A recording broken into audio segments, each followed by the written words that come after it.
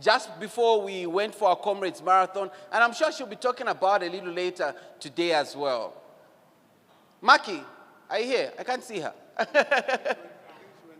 Oh, okay. So she'll be coming in a little bit, but I will get started. Makhi, we've just done an introduction of you, Makhi. The legend. Please do come through. Please do come through.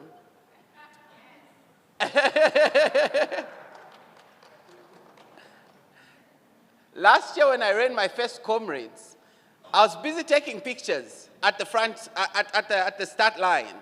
And I didn't know people had to run through, like you need to push your way to the front. So we were busy, I think we were with Mulenga Manza and some other LFS people, we were busy taking pictures. And then before I knew it, I looked back and there was just us and Makhi behind us. And I said, oh my God, this is a bad start. But lady and gents, welcome, thank you very much. Thank you.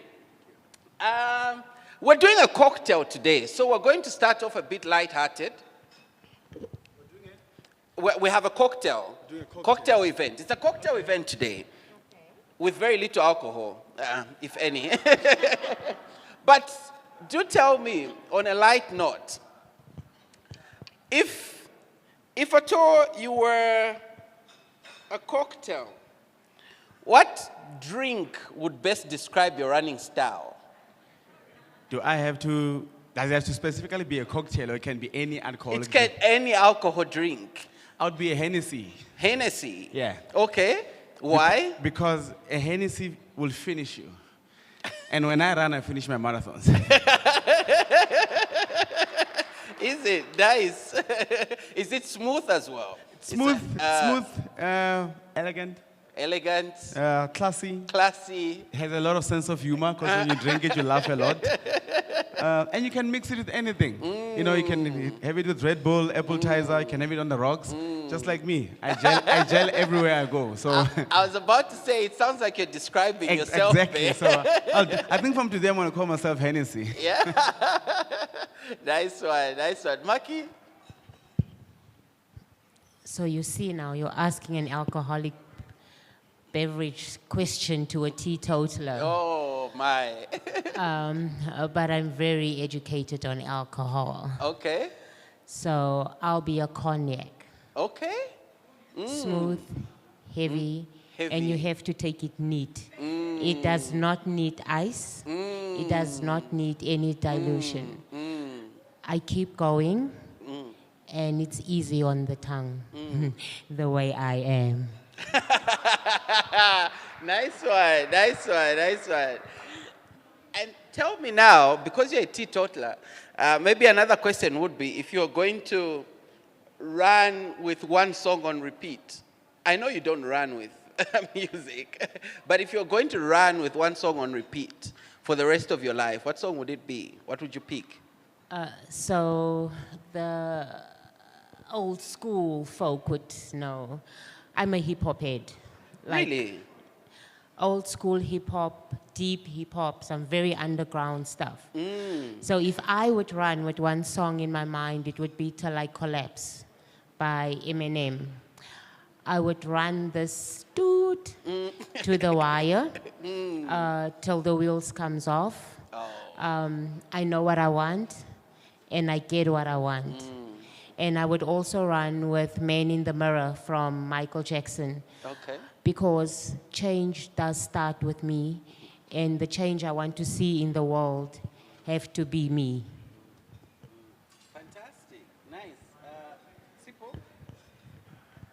I don't know. Music, if I were to run with one song for an entire race, if I were to run with the entire song for the entire Comrades, that would be for 7 hours, because I only run for 7 hours. Oh. It will be Hall of Fame. I don't know who's the artist, but the song goes, "You can be the greatest, you can be the King Kong sitting on the rest." Yeah, because I think it gets me in the mood. And when I got my first silver, I passed Bilankulu at the water pond and he was playing that song. Ah, and nice. it was sort of a reminder of what I could be. You know, you could be the greatest, you could be against yourself. If I were to choose second song, I'd definitely choose Empty. There's a song by Empty called Logan, dedicated to his kids. Most of the time when I run, I think about my kids. I mean, they annoy me a lot, but I still love them, they're mine. Fantastic. Thank you very much. I didn't think that would be quoting Eminem. Listen, Makhi is Makhi is a hip hop head. Yeah.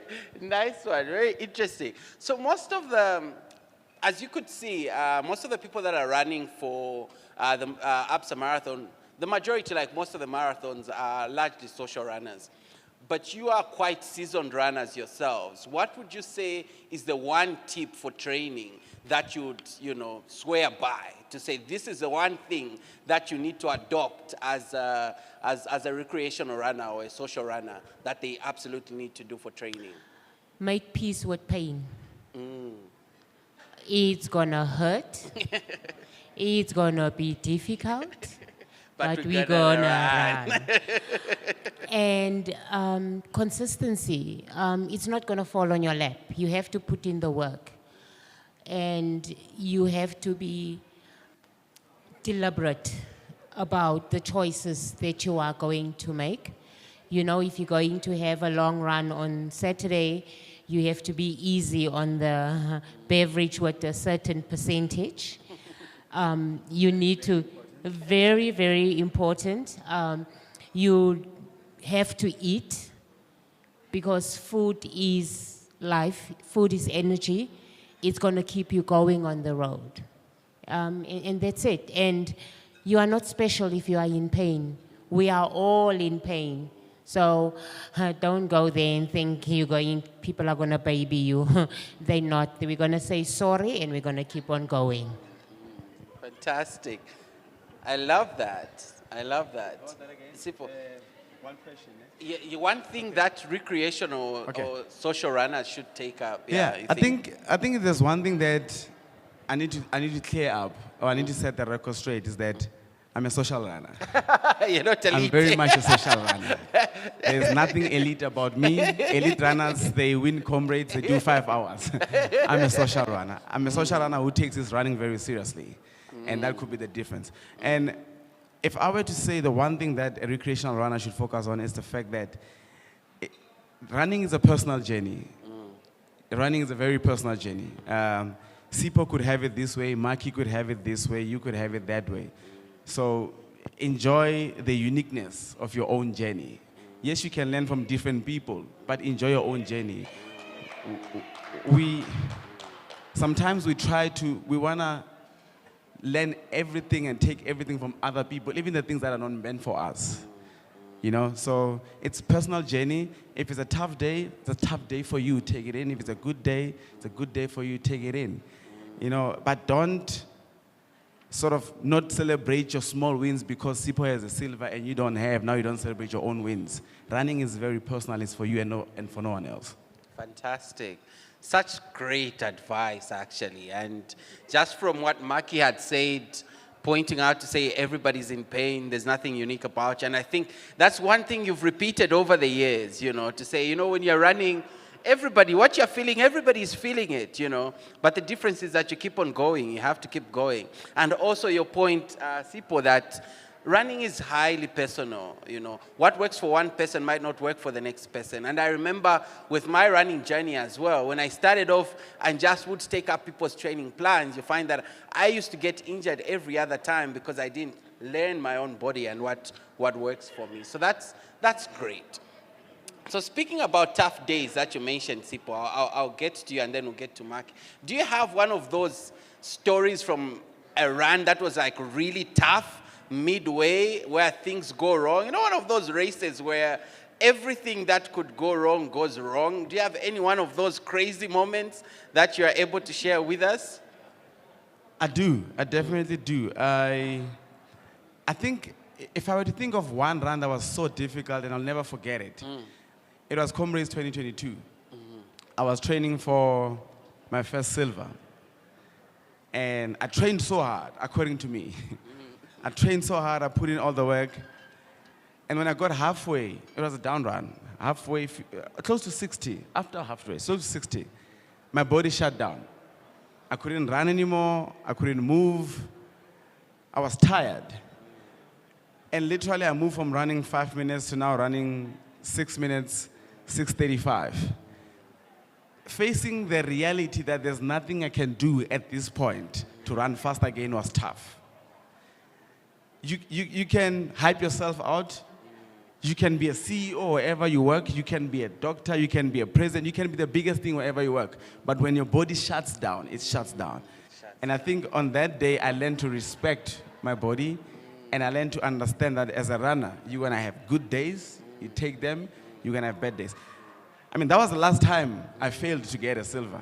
And I think it will remain the last time. But you did manage to finish off. So I did. what got you through the last 30 Ks of the run? My kids. One thing that I want to teach my kids is that whatever you start, you finish. It doesn't matter how tough it is. Doesn't matter how great it is. You're not special. No one is going to give it to you. So if you start something, you finish it. So the race was tough, but I had to finish it. Because if I don't finish it as their father, they're going to get the habit of not finishing things. There is no pride. There's absolutely no pride in not finishing what you start. If you start something, you finish it. Simple as that. Powerful, powerful. Thank you, Sipho. Thank you. Maybe just before Makhi joins us, I've seen Masi is here, Fit-Masi. You can come through. Fit-Masi. Thank you. A round of applause, people. Round of applause.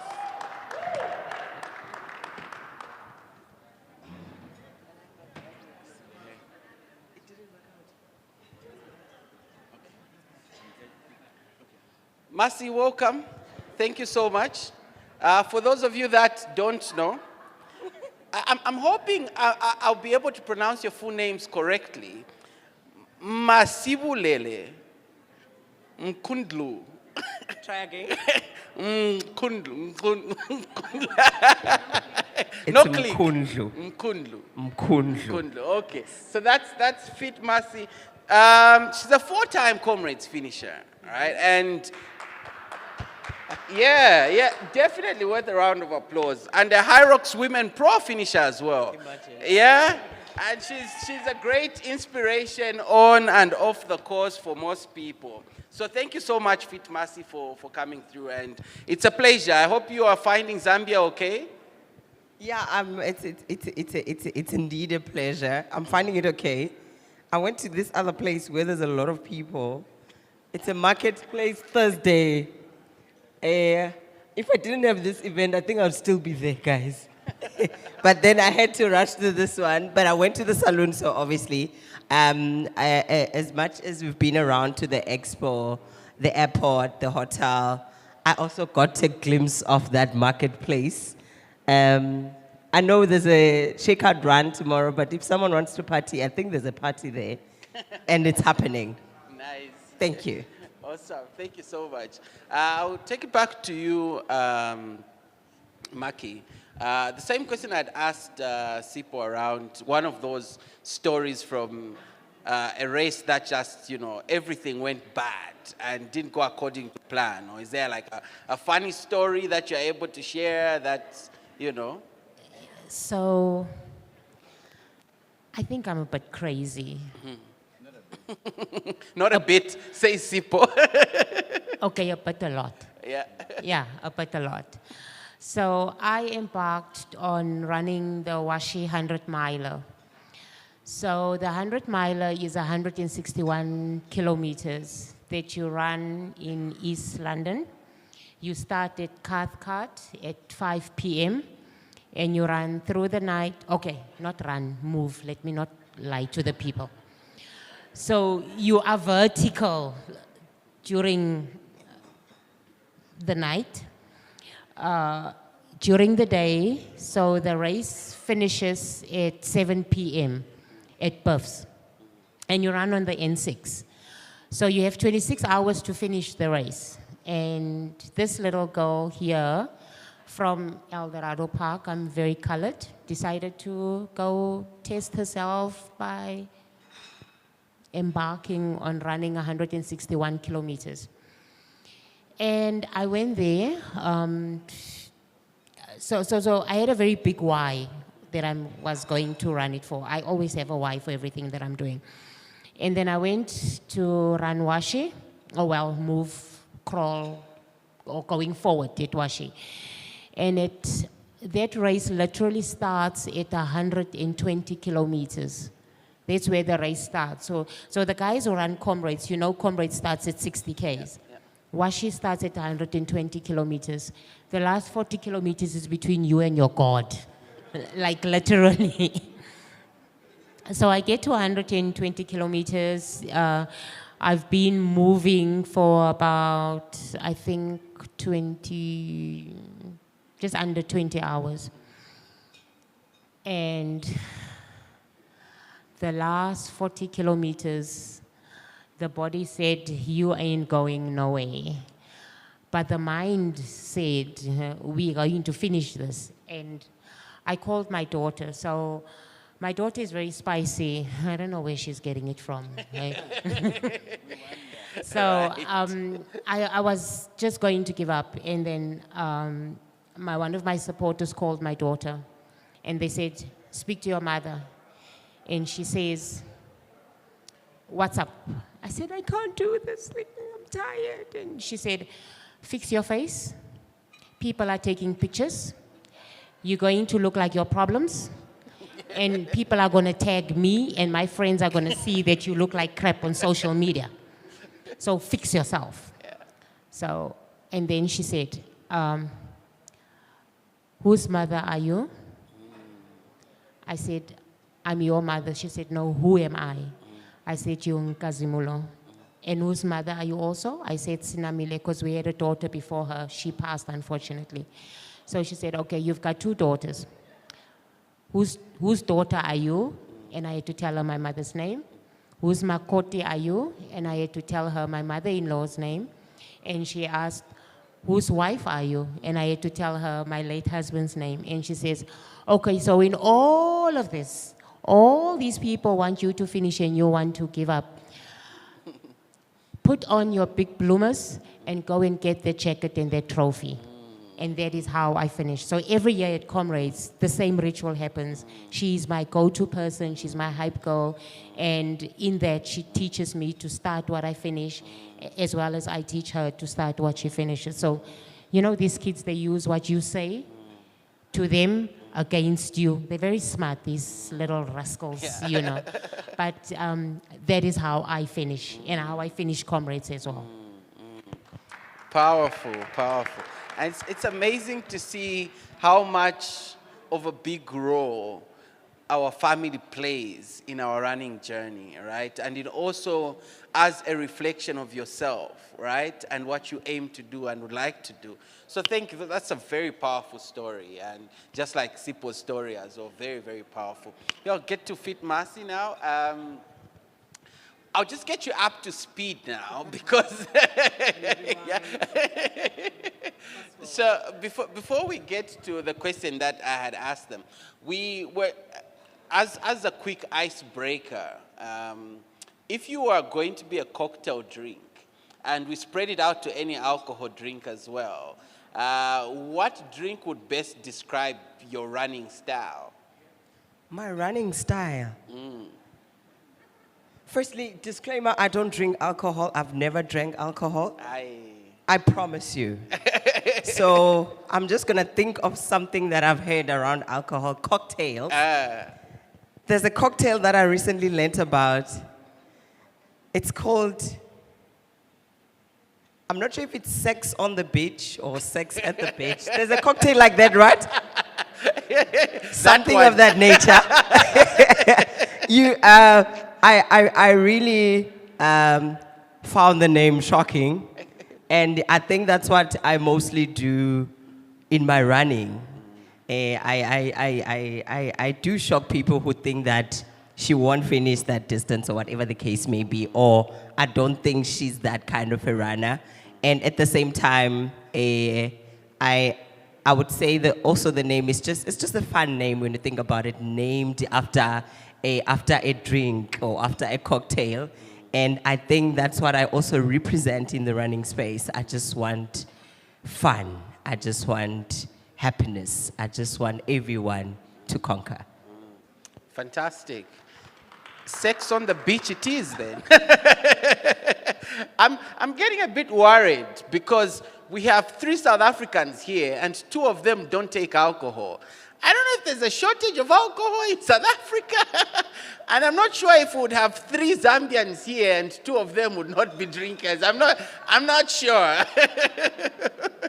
But yeah, so one other thing would be what do you think is the one part of training that recreational runners should swear by? Like, this is the one thing that you absolutely need to do as a social runner from your experience as a more seasoned. Sipho corrected me and said, no, we are all social runners here. That just work harder and have a lot more discipline. So what would you say is the one thing that as social runners should do during our trainings for marathon?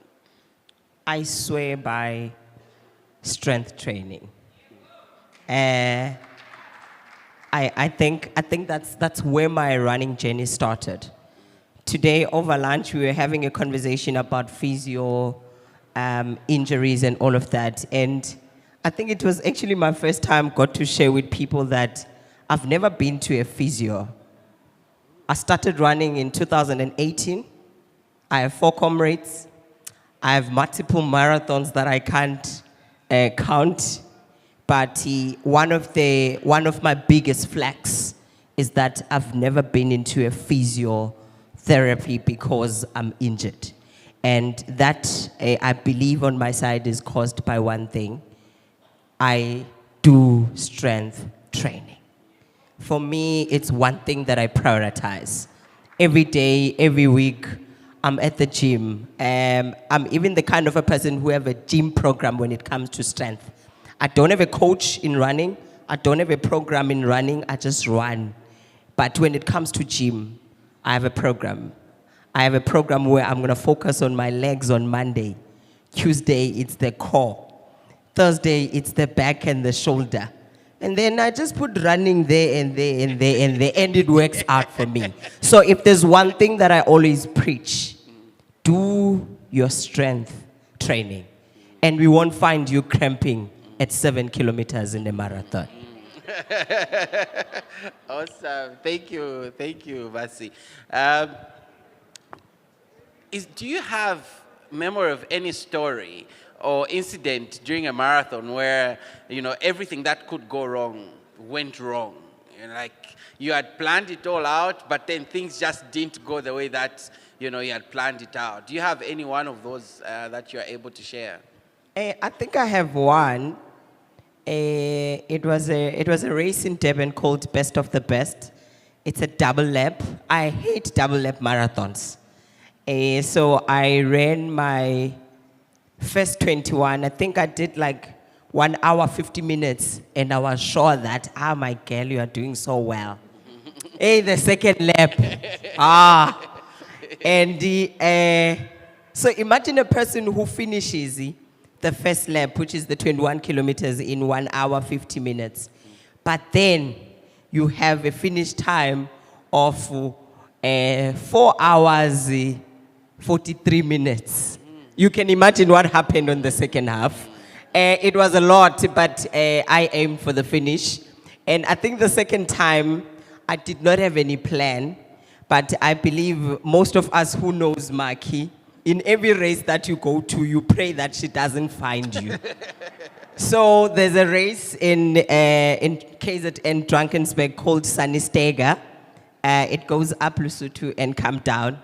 For the first time, guys, I found Makhi and she waved. I'm like, yeah, I'm here. And for the first time, I was like, oh, if Makhi is here, then I'm out.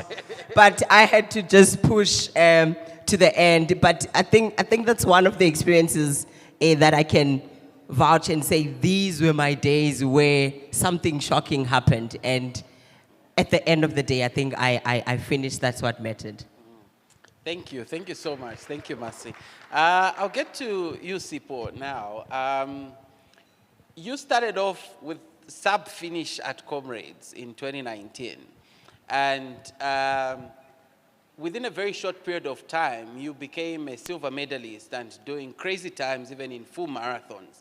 What sort of adjustments did you have to make during that period to sort of make that kind of leap that you did? Firstly, I've never done self-finish at Comrades. Self-finish is 11 hours 58. I did 11 hours 14 minutes. For 11 hours 14. It's the same medal. It's not the same. There's a 30 minutes difference in between. Same medal, sub-finish medal. Okay, and I'll take sub-finish then. Okay. Yeah, I think for me, it's I implemented training plans. So I think I moved from, in a nutshell, I moved from doing 110 kilometers to doing 190 to 200 a week. And the way the program is structured is very abusive. And like I said, it's a very personal journey. And I think when we step into Comrades, people step into Comrades trying to imitate what the next person is doing. I think first is determining what you want to do. So when I realized that I want to get faster times at Comrades, I had to sort of research what do I need to do to get that. And I found out that the first thing I need to do is I need to get a training program. I need to incorporate that with strength training and other things, smaller things like what you eat, things like alcohol intake. Don't get me wrong, I love my beer. I take my beer, I don't make a mistake. But there's a certain time, there's a time to and a time not to take it. So there's a lot of things that I had to sort of put down on paper and plan. But basically it was just introducing things like hill repeats. Running up and down a 500-meter hill 15 times on a random Tuesday becomes your best friend, Waking up on a Wednesday before work and running 30 kilometers, it's a normal thing. You still have to go do 9 to 5 after that. On a Thursday, you do 12 kilometers in the morning, 16 in the afternoon. On Friday, it's a 1-hour easy run. That's your rest, by the way, There was a period where we trained for 48 days with no rest. I heard you saying that I got 3 times Comrade Silvers. I also have a 2 Ocean Silver, which is the toughest ultra silver in the world. And for that, I had to train for 48 days without any rest. So when I look at back then, before I got into the programs, and now, the difference is the consistency when it comes to following the program. Back then, I would run when I feel like it. Now I run because the program says I have to run, It doesn't matter how you feel, doesn't matter how the body feels. If the program says it's 30 kilometers on Wednesday morning, it's 30 kilometers on Wednesday morning. And I feel like the body gets used to that, and over time, you don't complain anymore. I once said, when the program that we're on, when you do it the first time, you complain a lot. When you do the second time, you don't complain. Those around you complain a lot. When you do the third time, no one complains anymore. Even the kids know, it's Saturday. Daddy's going to go do 60 kilometers, come back and eat ice cream on the couch. But it was just having a focused training program, but a focused training program on the target that I want. That was sort of the trick between the 11 hours. And it was not a short period of time. I did the sub-finish in 2019, and I did my first silver in 2023. So it was 5 years in between of getting moored and trapped by races left, right, and center. And at some point I became a meme on social media. There's a picture of me and this other lady called Mom Brenda. And I was crying at Comrades at 60 kilometers. I wanted to quit, and she gave me a gel. And she's taking out a gel from a pocket. People were saying she wanted to feed me. And I'm like, no, guys. She was giving me the gel. Yes, I was crying because I wanted a silver, I couldn't get it. So she was like, no, take a gel. People were like, she wanted to feed me like a child. I'm like, no. But I have my stories of bad races for so many years. And I said to someone earlier on, the reason why, even on social media, I make so much noise about silver is because I had 5 years of not hitting any target. 5 years. Why should I keep quiet when I come hit it? I must celebrate myself. Very powerful, very powerful. I hope you know why I make noise about my comrades now. Yeah. Thank you so much, Sipho. Makhi, I've always wanted to ask you this question, right? You've been running for a while, for a long time. You could easily run faster times. Easily. Why the last bus always? Why sub-finish always? There's a very deep personal, and I'm going to say personal because it has to do with me, story behind me running at the back. Can I run 11:30 at Comrades or 11 or whatever? I don't know. I have never. And quite frankly, I do not want to. My purpose, I would say it's a purpose, and I would say it's a calling, is I think from the millions of runners, I think God just chose this little girl just to take at least one runner to the finish. And that really fulfills my soul. It feeds my energy. It really completes me. So I went through some very deep stuff in my life. And when I started running, I remember my first marathon, I nearly died. And I mean nearly died by, I was wearing the wrong shoes, the wrong underwear. Victoria's Secret is not for running at all. I chafed in every possible crack. You know, when you step into the shower and people down the road hear you screaming, and my daughter came running and she's like, "Mommy, are you okay?" And I'm like, "No, I'm not." So on that journey of running that day, I said, "Almighty, firstly, can I at least pass one runner?" It feels good when you pass someone on the road, right? So can I pass one runner? And then I realized that I'm being selfish. I said, "Almighty, I'm suffering." Ella, I'm really suffering, bra. God, show up. If you can just make me assist one person to go to the finish, I will forever do that. And there was this white man, and I'm going to use the word white because it's not only black people that are suffering. Ella, we are suffering as humans. And I ran with him and I counted steps. Was counting poles, we counted cones, because at this race, at one point I was the last runner. And then I passed another runner, so I was not number last anymore, you know, so I celebrated that. And I said, "Almighty, please make me at least take one person to the finish so that they do not suffer as I'm suffering." And that helped. And it happened on the day. And since then, I said, because I asked him to help me, right?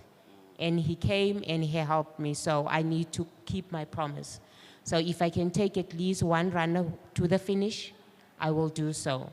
So at Comrades, yes, the bus is huge. I never look back when I run Comrades, because I think the anxiety of seeing the size of the bus is probably going to play in my head. So I look forward, I feed people I get on the road, but for me it's taking one runner to the finish. No matter how many one runners there are on that bus, I am taking one runner to the finish. That's why I would run at the back. Yeah, that's a great point.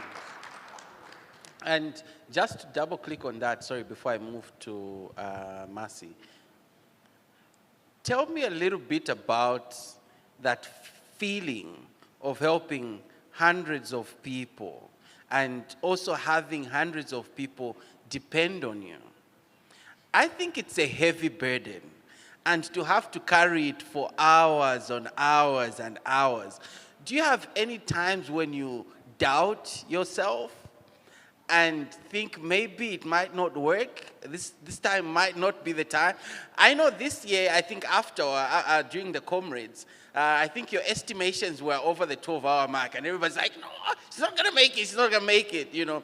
Do you ever have those doubts with you? Because I think driving buses, and especially the last bus, there's very little room, if any, to make mistakes. I do not feed the idea. Because the moment you feed the idea, you're going to stay in this moment and it's going to make you panic. I just ask for strength from above. I'm not very religious, but I have faith, and lots of it. I ask from above, Almighty, just let me take one person to the finish. And as I go on the day, I mean, firstly, can we discuss that app at Comrades? Because at one point, that app said Gerda was stuck at 70 kilometers, and people were thinking that Gerda was not going to make it. So the app freezes, and I never panic. I know I'm a very technical runner. I'm an analyst. My job, I'm a test analyst. So I'm very analytical by nature. And I know there's no room for error for that 12-hour bus. Because after 12 hours, you are not getting a medal. And I don't pace for 11:59:59. Because should I do that, then only myself in the front row will actually get across the finish. So I pace for 11:55, 11:56 finish, and then I know if we're a bit late, we'll get there at 11:58.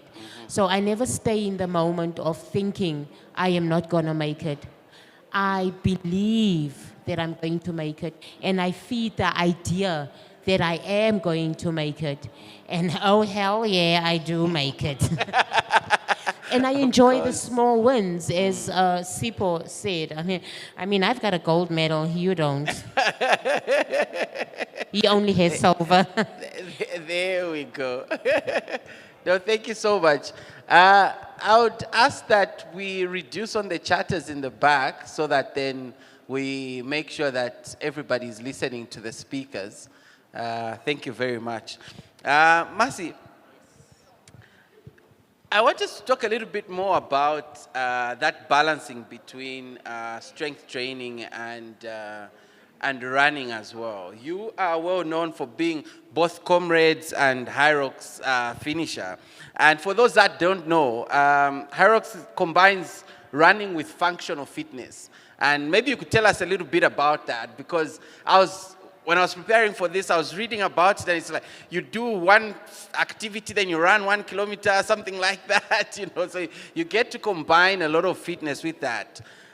How has doing the strength training changed your fitness, or has changed your running, or has running changed your fitness? How do they complement each other? Which one comes first before the other for you?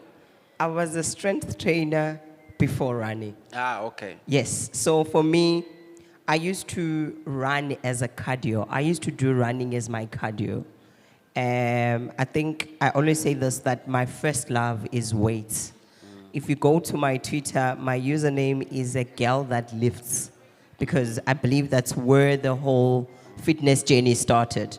So the Hyrox is not something I planned to do, guys. I need to be honest. I didn't plan to do Hyrox, but my partner, her friend that she initially registered with, pulled out.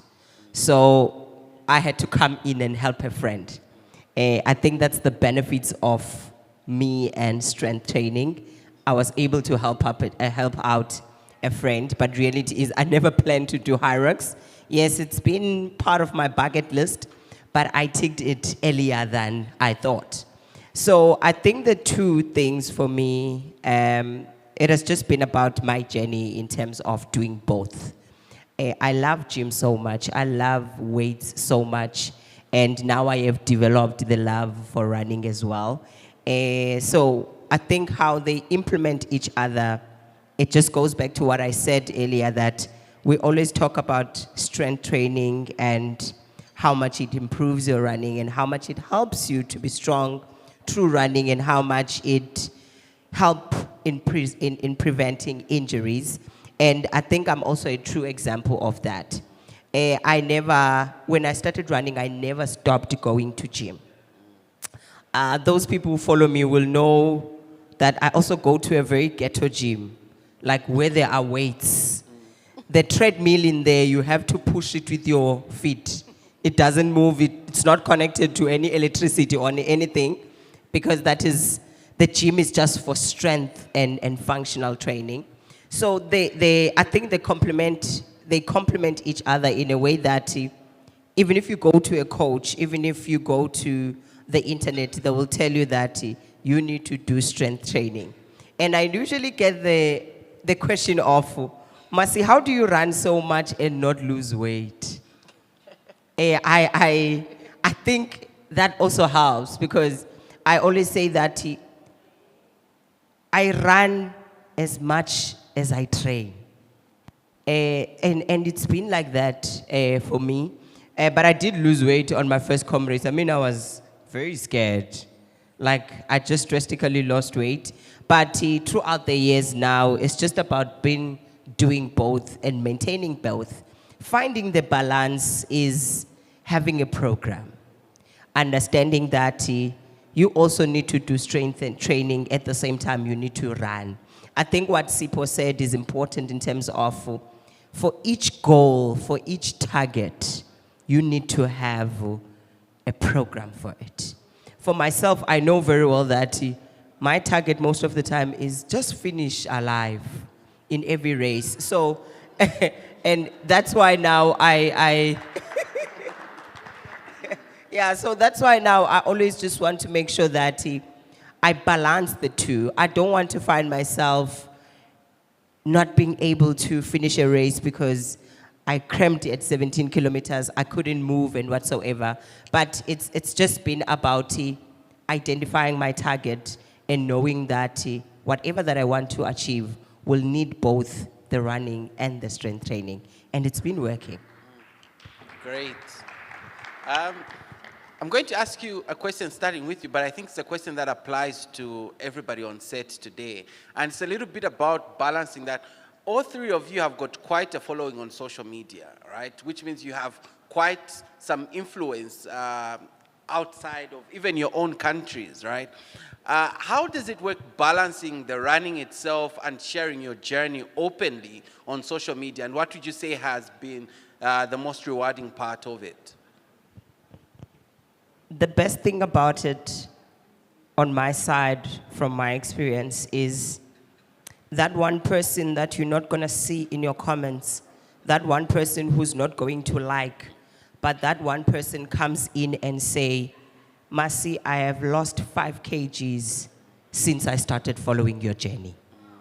That one person, for me, they always motivate me, because I'm always shocked to be like, I never even saw you, you know, commenting on my stuff when I ask people to wake up, because I have that thing on Facebook where I just always ask people, guys, just wake up, even if you wake up and go and walk and whatsoever. But the best thing about the journey is being able to inspire someone.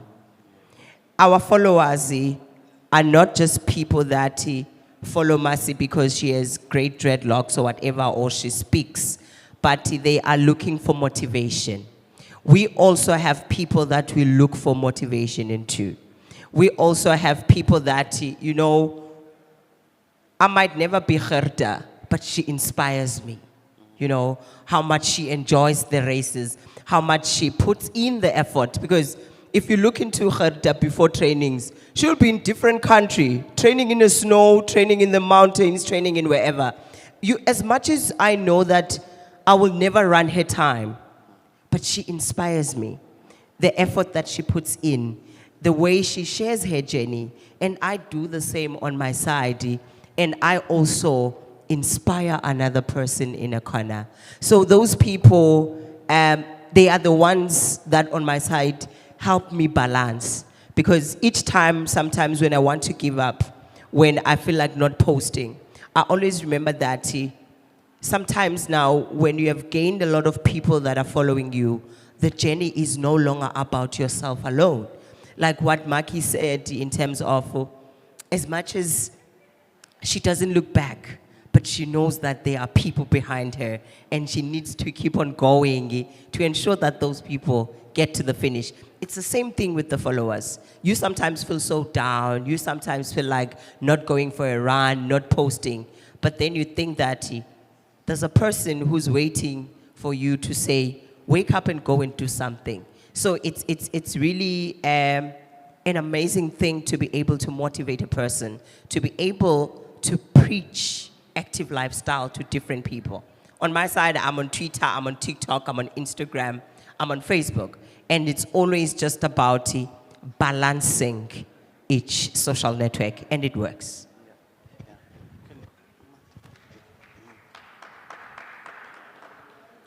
Okay, so I don't TikTok. I have an account because I joined TikTok lives in all of that. So I think people have viewed my profile and all of that, but I don't TikTok. I'm old. However, I write a lot, and I get into, when I was at school, I had a teacher who said to me, when you write, I don't like to use the word blind. A visually impaired person should be able to see red. So you should describe it so much that that person can actually see red, even if they are visually impaired. So when I put a pen to paper, I have that wayward words, I've been told. So on my social media, I just write what I feel, and my journey. And I found that my journey is Masi's journey. My journey could be Sipho's journey, even though he drags me on social media, but it's his journey. And people really love when you are genuine. They're no fake. I mean, we shouldn't take followers for granted. They are not idiots. They are very highly intelligent people. So if you are going to be fake on social media, you can only be fake for such a certain number of times, you know, up until you get exposed. So my journey is what I put on social media, and it is who I am. I don't know who else, or what else, or who else to be, because then I would be fake if I pretend to be someone else that I'm not. So that little person that is sitting in that corner that says to me, I saw your bus coming in at Comrades or at Two Oceans, because I get a lot of TV time. Sipho doesn't get as much TV time as I do. I saw that bus and coming in, and it was on TikTok that this is the 626 gang that is coming in. I saw it, and it inspired me to run. I might not be able to run Comrades, but I would love to run. And I always say to clubs, if someone does not aspire to run Comrades, do support them in that 5K journey that they want to take on. Because that 5K journey is what maybe a woman from an abusive relationship, for that moment that she is doing that 5 kilometers with the help of the club, you know, to go to a park run, as we call it in SA, do that 5K, do that 7K, do that walk. So for that moment, she's away from the abusive relationship that she is currently in. Support her in that journey, because that's probably her Comrades that she's doing. Because all our Comrades marathons are not the same, you know. My 5K marathon is my marathon, that is my Comrades that I'm doing, and it's healing me in the journey that I'm going. So do support the 5K run, do support a walk, because you have no idea the impact that you are doing. And that is what I advocate for. Whatever little bit that a person can do, whether strength training, gym, walk, hiking, I advocate for it. And I also do a lot of strength training, girl. I've never been injured. I don't relate to this. So let us motivate one another in whatever journey it is that we are taking. Thank you. Thank you so much, Makhi. Sipho? Yeah, I think for me the see what happens Oh. when you come for me. I'm from Limpopo. Very powerful. I think for me I don't know how to be anyone else, and I think I got into content creation, I think by fluke. I don't know how it happened. And once I got in there, a lot of people tried to tell me who to be and how to behave and how to act. But I've always said I'll present who I am. And in most of my posts, I always say, especially when I thank people, I always say thank you for accepting who I am, and thank you for encouraging me to continue to be genuine in being myself, because that's who I am. And I think, people that we follow each other, people that appreciate who I am, and I embrace that, Social media is a very powerful tool in this day and age. It's very difficult if you're trying to be someone else or something else. It's very easy for me because I'm just who I am. I wake up in the morning and I feel like, oh, I ran today. Let me brag to people, hey, I ran, did you run? And that's who I am, that's what I do. I wake up today, I feel like I wanna go to gym. I go to the gym and I post, hey, I went to the gym. I wake up today, I feel like I wanna do this, I do that, and I post that. I never try to act something, because people follow you because there's a reason why they followed you. So you shouldn't change who you are just because now your following is growing. There's a person that they followed, and you should stay true to that person that they followed. And I always try to be authentic, truthful. People will come to me and say, you run marathons so fast. Do you drink? I'm like, bring a beer here. I'll show you what you do with a beer. That's who I am. And if someone appreciates that, they appreciate that. And people will ask and say, you go to gym? I say, yeah, I do once a week. Sometimes I don't go for 2 weeks. Sometimes I go twice a week.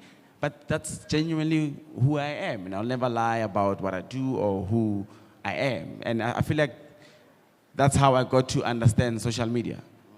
Yeah. Thank you. Thank you so much, Sipho. Thank you so much, ladies and gentlemen. It's been quite a pleasure hosting you tonight.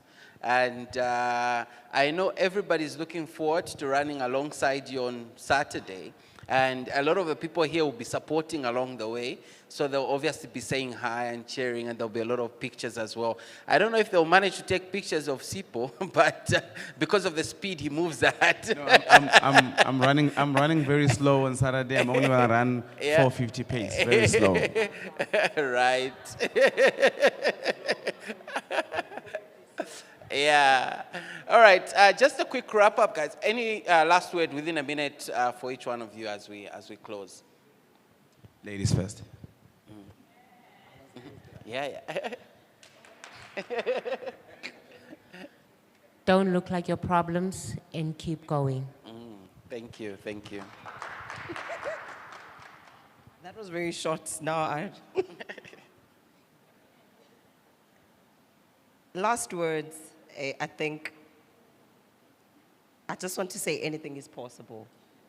If there's a person here who's aspiring to run anything or whatever, anything is possible.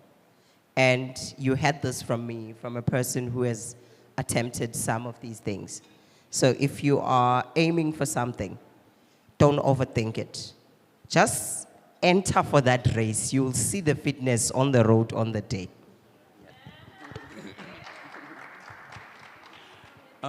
I think for me, it's we tend to take running very seriously sometimes.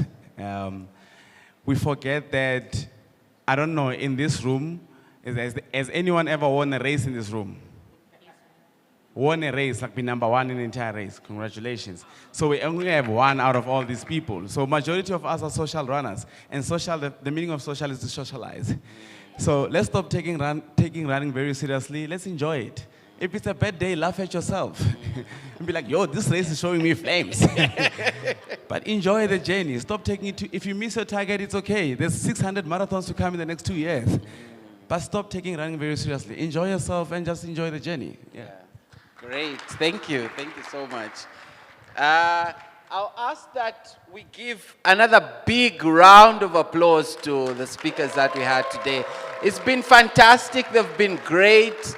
So many gems shared today. Thank you so much. And I think from all the stories that they gave us today, you see that running is more than just the distance, and the meadows. It's all of these stories about resilience when things get tough, and community when you feel alone along the way. And every stride that you take during that journey tells your story. And as we say at ABSA Marathon, your story matters. Thank you so much, everybody. I'll leave the group to mingle with everybody else, and then we can chat before the race on Saturday. Thank you. Have a good night. Cheers.